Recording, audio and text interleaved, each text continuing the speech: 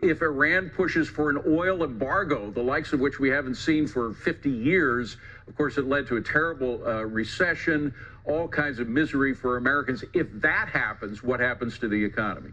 Well, it's a pleasure to be with you today. And unfortunately, what we're seeing is the bad policies, foreign policies, and everything else out of the Biden administration coming home to roost. And this is hitting the markets. The markets don't like uncertainty. Families, businesses, they don't like uncertainty. And that's what we're seeing right now, not only in the United States, but across the globe. And interest rates are soaring. We're up to the highest level, the 10-year rate since 2007. And we're going to continue to see this sort of thing happen as the foreign policy continues to be a failure from the Biden administration, whether it's in Israel and Hamas and all the things that are going on there. Also what's happening in Russia, Ukraine. We have so much going on, and we've really got to keep an eye on what's happening. And this is still a weak economy. It's fragile in so many ways, and we're seeing that in the marketplace take out today. Hey, I want to get this in quickly, Vance. We are going to be hearing from Jay Powell today at the Fed.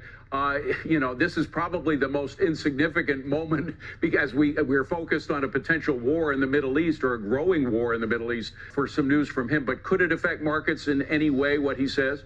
Well, it seems like any time that Jay Powell is going to say something, it's going to influence the markets. It's the influence that the Federal Reserve has. It has, a massive balance sheet of more than right around $8 trillion, and they put a lot of money in the economy, and so that money's got to go somewhere. So, of course, people are going to be looking at it. Investors are going to be watching it as well. And when you have a weak economy, you have a lot of debt, but the national debt and consumer debt, people are going to be worried about what happens with Jay Powell, the balance sheet, and interest rates moving forward. So I would certainly think that his words will matter today. And Vance, you have experience in the political realm as well. I mean, it is extraordinary with all of the chaos in the world right now, let alone the chaos in our country as well, just the economic chaos, the concerns about energy, et cetera, that Republicans can't get their act together. Yeah, it's unfortunate, and we're seeing the dysfunction happen all around us. I mean, I've been praying for Congress, praying for our leaders, praying those across the globe, because we've got a lot of uncertainty that's happening right now that's influencing markets, but more importantly, it's influencing families. It's